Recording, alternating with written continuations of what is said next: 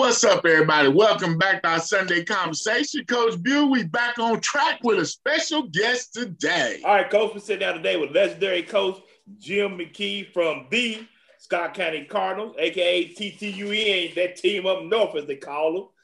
The bullies on the block. Hey, man, it's always good to sit down with Coach Mckee, and here's that interview. I'm gonna do this. Well, there is no introduction for this gentleman here, Coach Jim Mckee, legendary coach from the Scott County High School. Coach Mckee, first of all, I want to apologize that Coach Truck would not let you be on the show. I've tried for weeks. He's with everywhere. He said, my favorite coach, Coach Wolf. He got to have Coach President Douglas coach. He tried everybody on except for you, Coach. I'm like, why? What is going on? Is it something you want to tell me that's going on between you and him? I'll be honest with you, his time's about gone. His time's about over in the social media market. I mean, I'm winning, I'm riding. He's jumping from team to team. We know his routine. And it's, he did send me a text, said, Coach, said, we can't get anybody else. Can you please be on? And then I said, what time? And he said, I don't know, Tuesday at 9. So Tuesday at like 9:05, I sent him a text, said, where are you? He said, I'm watching my daughter pitch softball. I'll get with you next week. But anyway, I'm glad we got it worked out. And here we are. And I appreciate being on here. My coach, you see how I treat me, Coach? Here I am, a willful supporter of the Scott County Cardinal program. I'm looking out for, my Cardinals. Coach Mckee, man, how's things going in the offseason? We ready now, Coach. Oh, they're going good. We've had a good offseason, and we're certainly looking for. Now we're off right now. Our approach is a little bit different than others, and I would have never done this 15 or 20 years ago. If 20 years ago you were coaching Team A and Coach Buver was coaching Team B and I was coaching Team C, I'd spend all my time worrying about what you all were doing. And, now we have a strong confidence and belief in our plan. And so, we've taken the month of June off for about, well over 10 years. And, so that's the phase we're in right now. We max out the last week of school. We have our youth camp, which our youth camp was really successful this year. It's the biggest youth camp we've ever had. And then, I tell our guys, your journey between the end of school and June 12th is your journey. For some of you guys, it's going to be workout every day at a local gym. For some of you, it's going to be work. For some of you, it's going to be recreation. You do what you need to do. And our parents also understand that, so that when we start on July 12th, we have almost zero people missing. So if your son's in our program, you're going to be preached at from the day he starts as a freshman, that the month of June is yours for work, for vacation, for whatever. But July 12th is time to go. Coach, man, first question I got is, it's two questions. One, first of all, Coach, is this my guy, Montego Jones' year? He's a senior. You've had stud seniors every year, if I can go back to remember. Is it Montego Jones' year? I know he's got it. Are we going to see Montego Jones finally peak this year? Well, that's the first part of the question. What's the second part? The first part is, what's my guy Logan Jones going to do? I know he does defense and stuff. Is he going to play on both sides of the ball? That's my two-part question, Coach. Well, first off, I appreciate, what Coach McIntyre and his family and Logan and Montego and what they've brought to our program over not just a year or two, but Coach McIntyre's been, this will be my 25th year as the head coach. And, this is going to be his 24th year on our staff. And so Montego had a really good year last year. Logan is primed to break on the scene. But I think that question ought to go to them, not me, because, they're the guys who've got to get out there and absolutely get it done, and they've got the ability to do that. Now, the question and challenge for me is, how can I get the most out of not just them, but every kid in our program? You can have a lot of lofty goals, and this is what we're going to do, and you can have this is what we follow, this is our mantra. At the end of the day, what I want to try to do is I want to try to make every Montego Jones the very best football player that they can be. Now, I got something I want to talk to you guys about. Am I allowed to ask any questions around here? Do I only have to receive? Now this is just something that, and I sit back and watch. Now, I don't watch all of your all shows. A lot of people get on there and say, "I love what you do. I watch all your shows." I do not watch all your shows. I do watch when you have like football coaches on, because football is mainly my thing. And I watched when you had Coach Willard on from Scott County, and you had Coach Brooks on. I really like him, baseball coach at at Douglas. I respect him.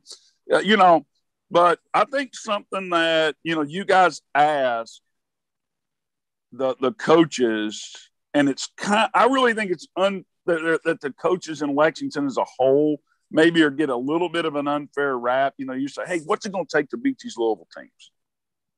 And, I think the coaches in Lexington right now as a whole at the public high schools is probably as strong as it's been in my 25 years.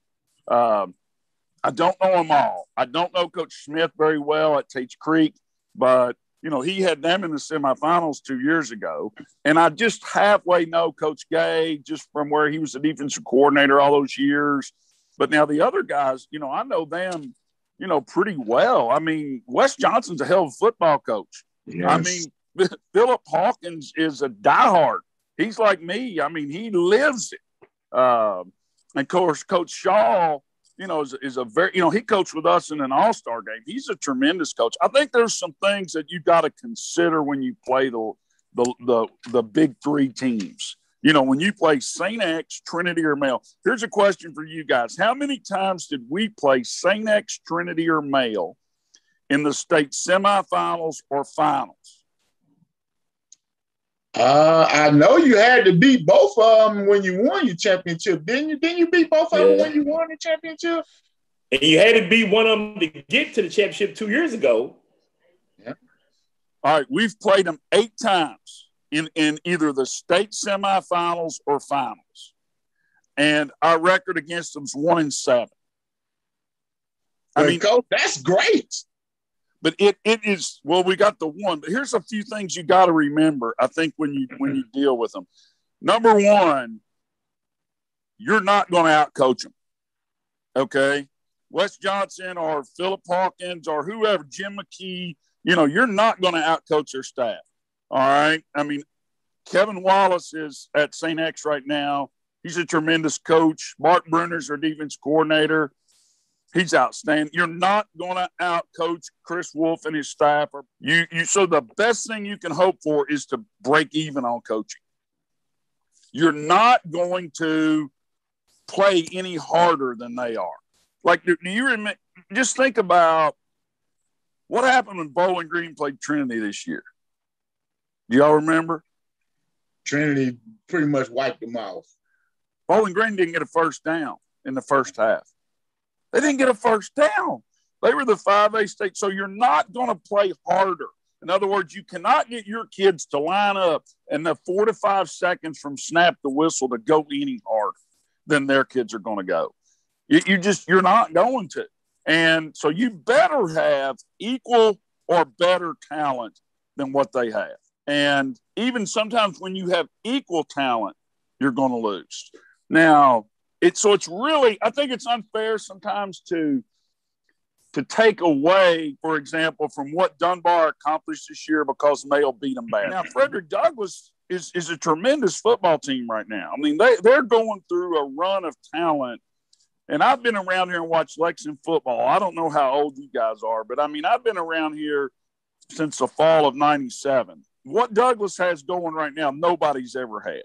They've got 7 kids with offers on their team right now. And that's not counting Cornett, who I think obviously to me is a Division I quarterback.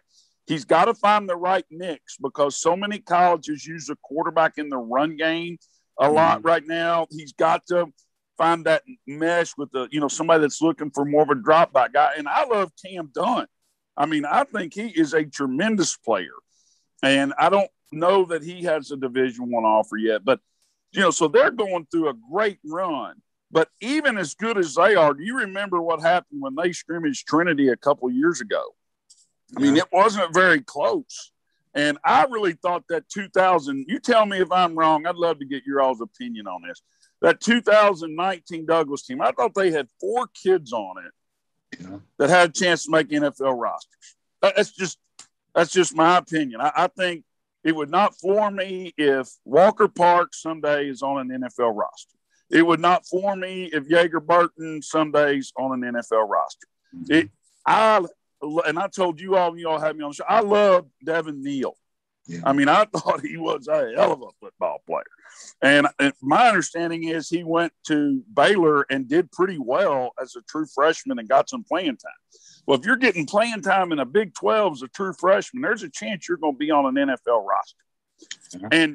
And I think Dane Key's got a great chance to be on an NFL roster. He's 6'2", 3", can jump, can catch, can run. He's from a football, background. And so they had 4 guys on that team that I thought had a chance to be on an NFL roster. And when they scrimmaged against Trinity, it wasn't close. Trinity beat us one year 69-21. We were 14-0 going into the game. We got beaten badly by them several times. And I just feel like that, overall, those guys are doing a really good job. Now, you asked a couple of them I've watched on there, what do you think it takes to be able to compete with them?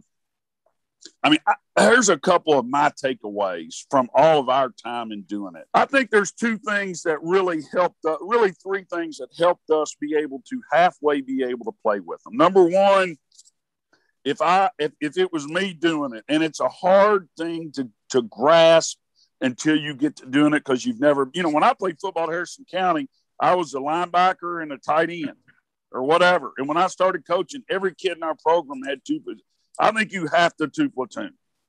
I don't even think it's debatable. I think you have to 2 platoon your whole program. You have to 2 platoon your freshmen, 2 platoon your JV, 2 platoon your varsity. And then all of a sudden you've created 66 kids who are starting in your program. 66 sets of parents who can say, my son starts. Now, are you going to have a Glenn Covington come along or Scotty Daniel or Brian Hudson that needs to play on both sides of the ball? Absolutely. And you got to figure that out. But I think you got a 2 platoon. And then I really think also, I'm just judging from my perspective. Yeah. I don't want to be critical of anybody else. Everybody's got to run their program. But something that has really helped us is the level of seriousness in which we take JV and freshman football. And, I'll give you an example. Their team, we'll play some people around here sometimes, and they'll say, well, we don't have our special teams, so let's play without specials. Or, hey, we need to play a Frostmore game. Or we need to do that. We need to do that. We're playing Elder in a JV game, Cincinnati Elder. And so we go down there and play the game. All right. Now, I want you to envision warm-ups. So we're warming up before the game.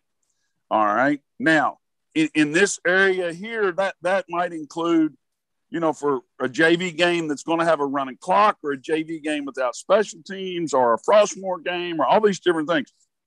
I look down there. Now, keep in mind, we didn't play Elder that year in varsity, but I look down there, and here they are. They got a clipboard up, and they're running our offense against their JV defense.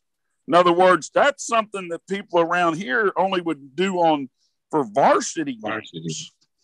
And so Cincinnati Elder has a scout team preparing for a JV game. So I just think that you got to understand how serious those people take football at Trinity, St. X, and Mayo. And I'd like to think we take it just as serious as Scott County. But, I'll have guys say, hey, Coach, can I get that freshman film or that? I'm like, brother, you got to film. You not only got to film your freshman JV games, you got to break them down. You got to grade them. You got to show them. You got to make Coach Truck understand he's going to be held accountable. So I think that, and then also another thing that helped us early on, we played them as much as we could. We played Trinity in the regular season. We played St. X. We played their JV. We've played at Mayo. Because the first few times you play, I had a friend of mine call me. I won't name the school. They were getting ready to play Trinity this year in the playoffs. He calls, says, hey, we're getting ready to play Trinity. What about this? What about that? I was real nice because we're friends. Like, I could say, well, I said, won't work, get stuffed, sack, loss of yards, touchdown by them. He's like, all right. I'm like, text me after the game because he had never coached against them. And so he's on the way home. Dexter every game, he's like, Coach, I've never seen anything like it. And so, you know, you have to get used to that speed.